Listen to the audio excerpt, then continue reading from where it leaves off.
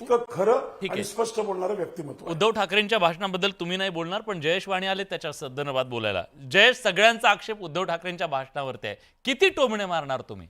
कुठली तरी म्हणजे काय म्हणतात त्याला, काहीतरी सोडा तुम्ही, एखादी तरी जागा सोडा. ही जागा होती का तिथं विरोधकांना एवढे टोमणे मारायची? आज मराठीचा मुद्दा होता ना. नाही टोमणे मारण्यापेक्षा कुठला टोमणा मारला मला माहित नाही. नानाजी पंत हा टोमणा आहे कुणाला आहे मला तर माहित नाही बाबा म्हणजे कुणाला तुम्ही आहे तो अजून टोमणे टोमणा. मारा. नाही नाही मला माहित नाही ना सर. आता माझं अज्ञान आहे ह्यात चूक आहे का माझी काही. जनरल एक वाक्य असतं ना मंडपात जो पुजारी येतो अंतरपाठ धरायला, अंतरपाठ दूर झाला तर काहीतरी नाव घ्यायचं म्हणून नानाजी पंत घेतलं. फेकलेली टोपी डोक्यात कशासाठी तुम्ही डोके घुसवतायत ना टोपीमध्ये. म्हणजे मला कळायला मार्ग नाही. मला आश्चर्य वाटलं ज्यावेळेस केशव सर बोलत होते. मी केशव सरांचा ऐकलं अजेंडा काय आहे.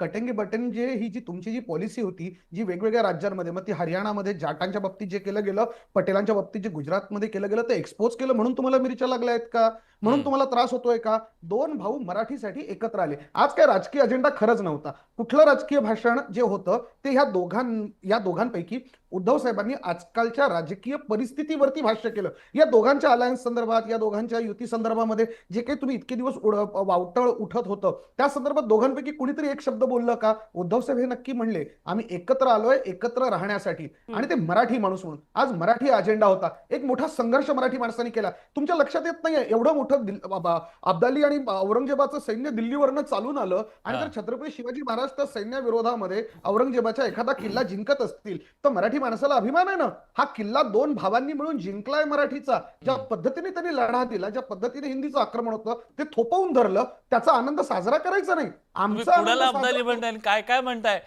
अहो मी इतिहासाची तुम्हाला उदाहरणं दिली. मी रघुनाथ पंत हनुमंतांचं उदाहरण देणार आहे थोड्या नाही नाही, वेळाने. कळत नाही का महाराष्ट्राला तुम्ही कुणाला काय म्हणताय ते? अहो, डॉक्टर मी राजू कुणाला वाघमारे पण काय आता आहे? अब्दालींचं नाव सरळ घेतलं. नाही, मला मला असं वाटतं की ज्या पक्षाचा नेता टोमणे मारण्यामध्ये एक्सपर्ट आहे तर त्याचे कार्यकर्ते त्यांच्याच भाषेत बोलणार ना, दुसरी भाषा त्यांना येणारच नाही. प्रश्न असा आहे की मराठीसाठी ज्यावेळी आम्ही एकत्र येतो, हा मराठी भाषेचा जल्लोष आहे, हा मेळावा त्याचा आहे, अशा पद्धतीने 10 वेळा सांगण्यात आलं, सगळ्या चॅनलवर सांगण्यात आलं. पण एका बाजूला जर तुम्ही बघाल तर आदरणीय राज ठाकरेंचं जे भाषण होतं ते पूर्णपणे ते भाषण मराठी माणूस, मराठी अस्मिता, मराठी भाषा आणि मराठ्यांचा इतिहास याच्यावर केंद्रित केलेलं भाषण होतं.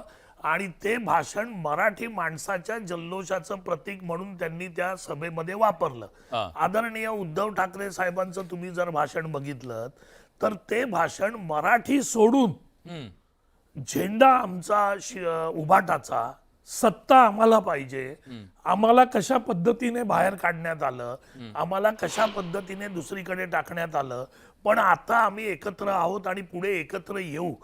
उद्धव साहेबांच्या भाषणाला कंप्लीट लाचारीचा गंध आणि सुगंध या महाराष्ट्रात पसरला त्यांच्या भाषणाने की उद्धव ठाकरे किती अगतिक झालेले आहेत, किती फ्रस्ट्रेटेड झालेले आहेत की त्यांना युती पाहिजे, त्यांना येणाऱ्या निवडणुकीमध्ये राज साहेबांचा आधार पाहिजे.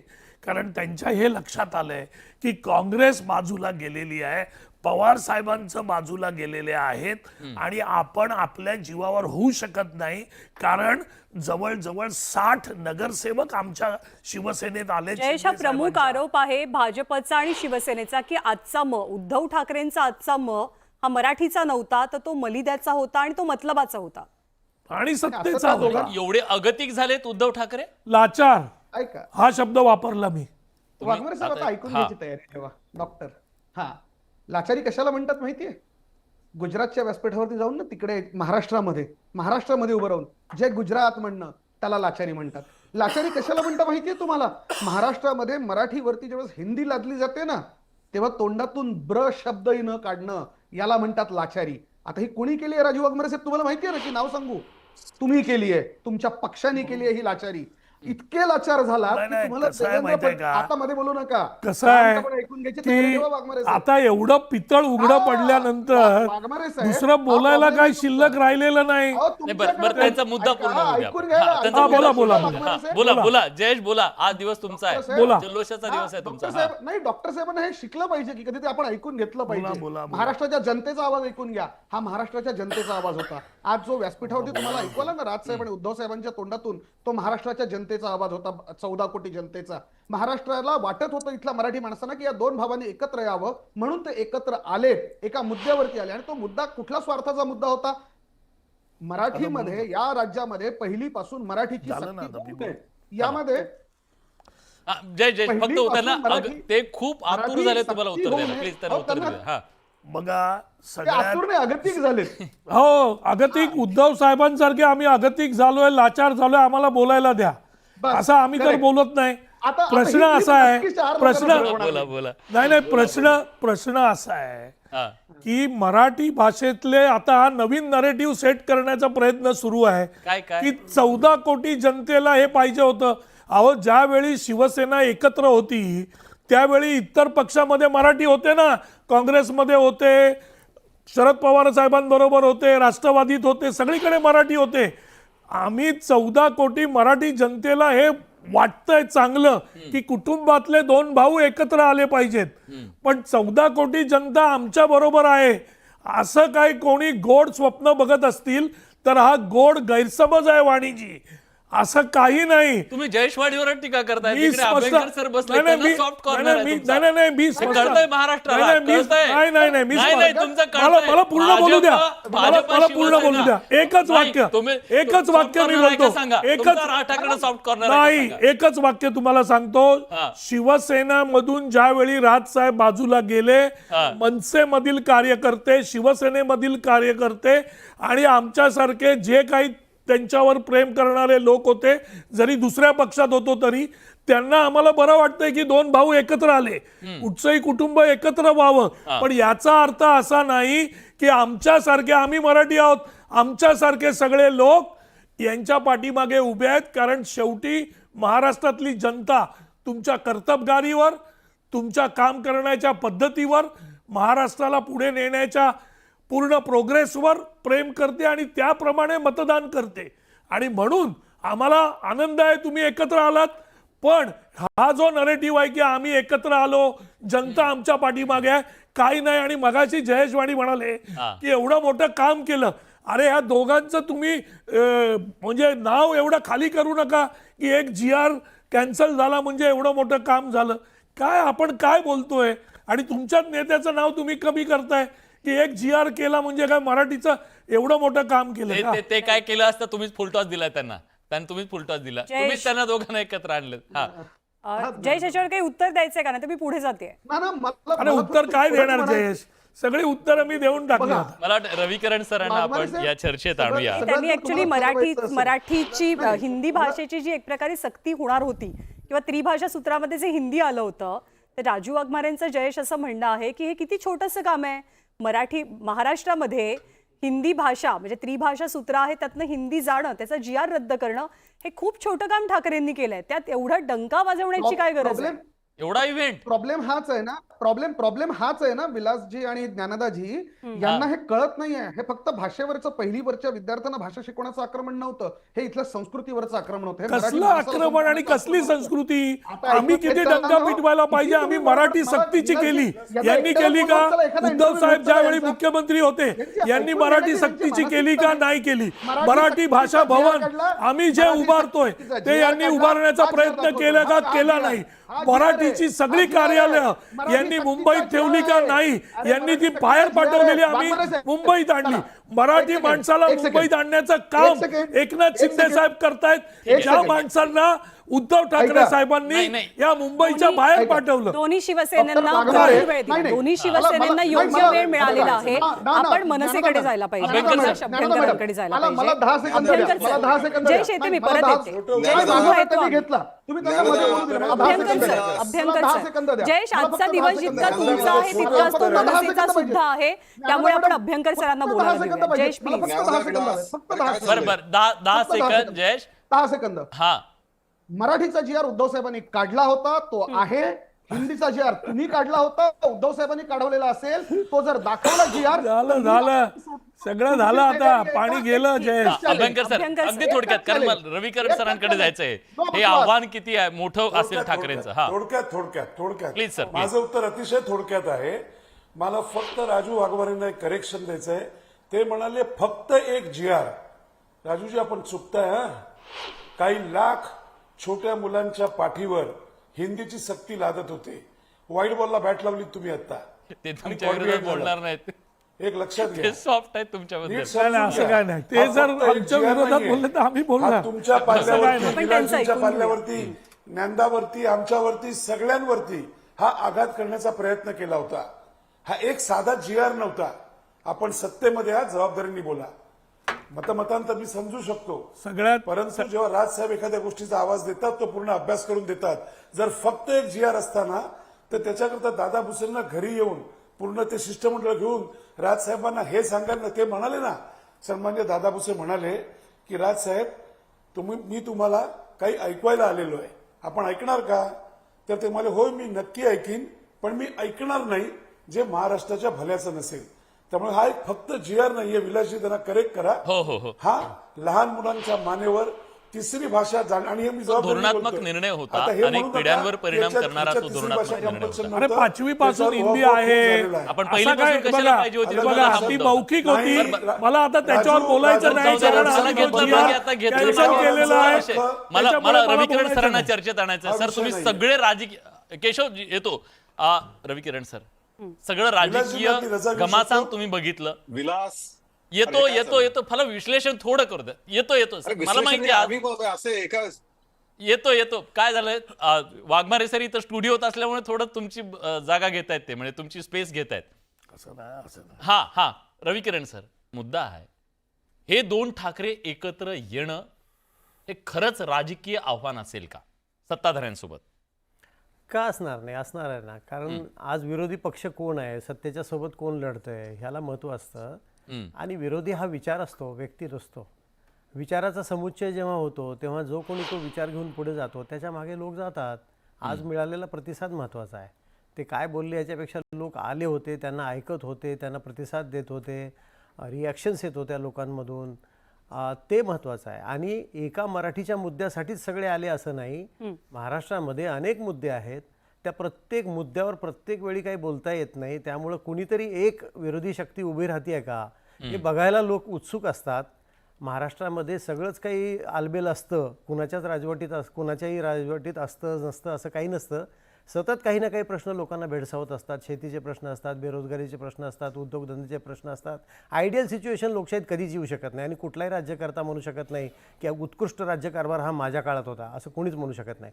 आजही महाराष्ट्रामध्ये जे लोकांच्या मनामध्ये विचार आहेत ते मांडणारे कुणीतरी तयार होत आहेत का हे पाहायला लोक उत्सुक होते, म्हणून तो प्रतिसाद मिळाला.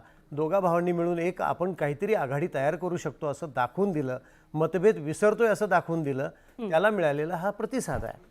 आता हे दोघे भाऊ मराठीच्या मुद्द्यावरनं तसं बघायला गेलं तर खूप सहजपणे एकत्र आले, पण राजकीय मुद्द्यावर महापालिकेसाठी तितकंच सहजपणे एकत्र येणं या दोघांना शक्य वाटतंय का तुम्हाला? सहज शक्य वाटतंय का? बरोबर आहे प्रश्न ज्ञानदा. असं आहे की आज त्यांनी एकत्र येऊन मराठीच्या मुद्द्यावर आम्ही एकत्र येऊ शकतोय दाखवलं, आणि ते दाखवण्याशिवाय त्यांना भागही नव्हता. कारण मराठीचा मुद्दा अत्यंत संवेदनशील मुद्दा आहे, एका भाषेचा, एका संस्कृतीचा मुद्दा आहे. पण जेव्हा सत्तेची चर्चा सुरू होते तेव्हा सत्तेमध्ये वाट्यावर खूप वाटा कसा असेल, कोण महत्त्वाचं असेल, क्रमांक 1ला कोण असेल, पदवाटप कसं होईल, अधिकार कोणाचा चालेल, कोणत्या मुद्द्यावर तुमची भूमिका काय असेल, आमची भूमिका काय असेल, हे अनेक मुद्दे आहेत. हे यातनं मार्ग काढणं हे दिसतं तेवढं सोपं नाही. मुंबई महानगरपालिका एका देशातल्या एका राज्याचा जेवढा अर्थसंकल्प असतो त्याच्यापेक्षा जास्त मोठा अर्थसंकल्प असलेली महानगरपालिका आहे. जेव्हा इथल्या सत्तेचं वाटप करायला चर्चा सुरू होईल तेव्हा त्यात अनेक मुद्दे येतील.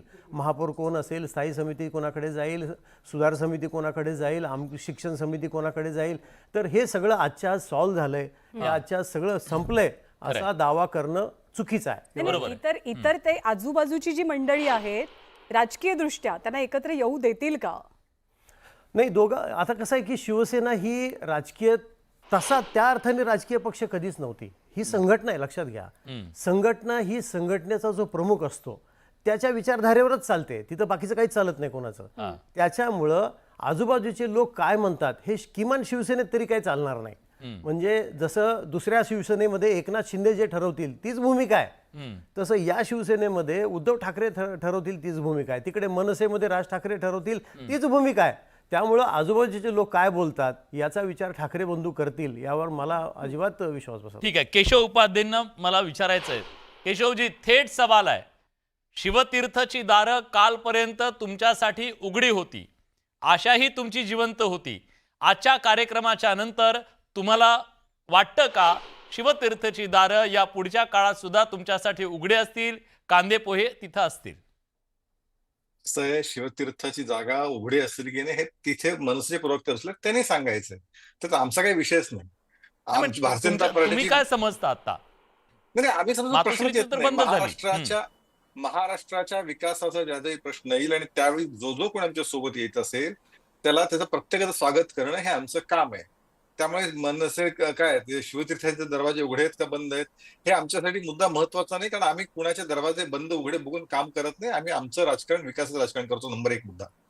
नंबर 2 मुद्दा असा आहे की या सगळ्या प्रश्नामध्ये पुढच्या उद्यापासून अनेक प्रश्न समोर येणार आहेत. खरं म्हणजे मराठी खूप छान इथे सगळं चाललं होतं, मराठी बद्दलचं प्रेम, पण ते किती नाटकी आहे, किती ढोंगी आहे, अशी अनेक उदाहरणं समोर पुढच्या काळात येणार आहेत. तिसरा त्यातला मुद्दा असा आहे की शेवटी मराठी माणूस, आता शेवटी प्रश्न असा येतो तुमच्या मनात, रविकिरण देशमुखांनी प्रश्न विचारलात, हे महापालिकेला एकत्र येतील की नाही, पुढे काय होईल, किंवा भारतीय जनता पार्टीचं कसं करणार.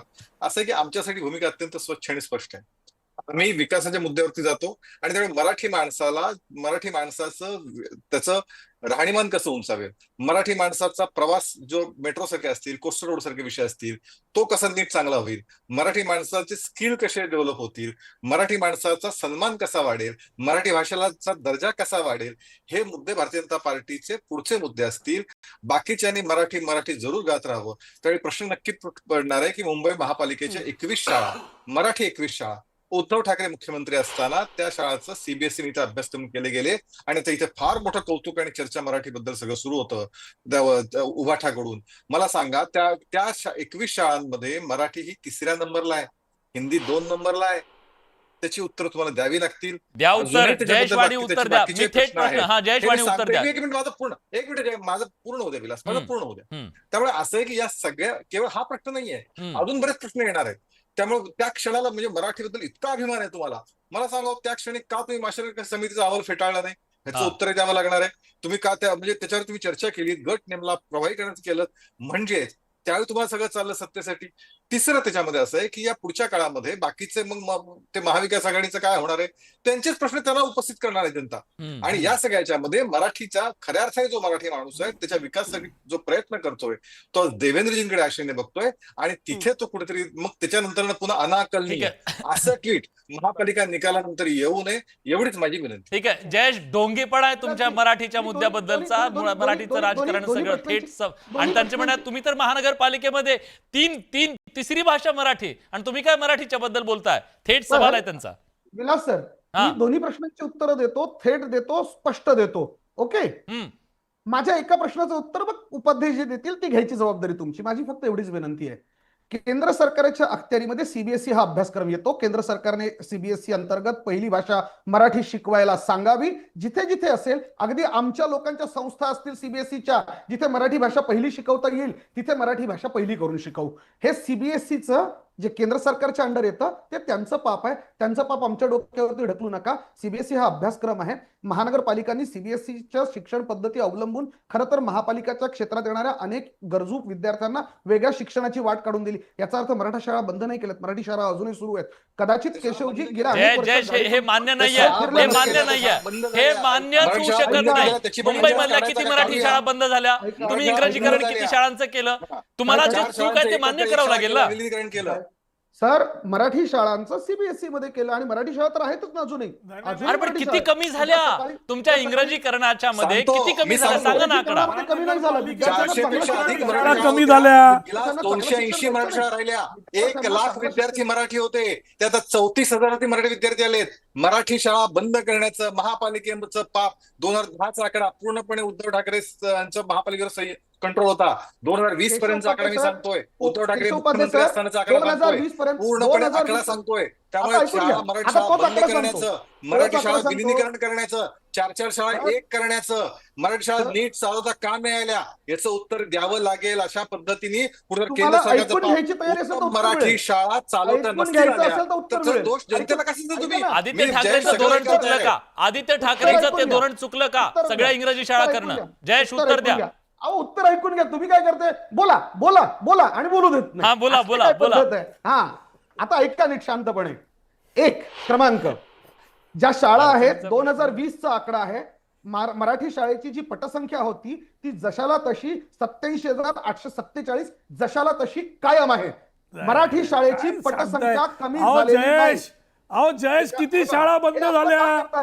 काय करताय तुम्ही? कसं खोटं बोलताय मागमागे- इथे चॅनलवर? आता मला सांगा अहो, विलासजी, किती- हे लोक बरं, बरं, शाळा त्यांचं बंद ऐकू झाल्या. तरी द्या, बसतो. त्यांचं ऐकू द्या. हे दोघं लोक तुम्ही असे सोडून देणार की ते मध्ये मध्ये बोलणार आणि मग आमचं नाही, नाही. बोलणं पोहोचणार नाही. तुम्ही हा. सलग बोला. मराठी शाळांची पटसंख्या जेवढी होती 2020 मध्ये ती होती 87,847. पुन्हा आकडा ऐका, रिवाइंड करून ऐका, कारण की तुमच्यासारखा खोटा आकडा देत नाही, खरा असल्यामुळे तसाच सांगणार. क्रमांक 2, 2021 नंतर तुम्ही महापालिकेची सगळी जबाबदारी तुमच्याकडे आली. तुम्ही ज्यावेळेस सरकारमध्ये आला 22 नंतर, 22 पासून सगळी महापालिकेची जबाबदारी तुमच्याकडे आहे, प्रशासकाकडे आहे.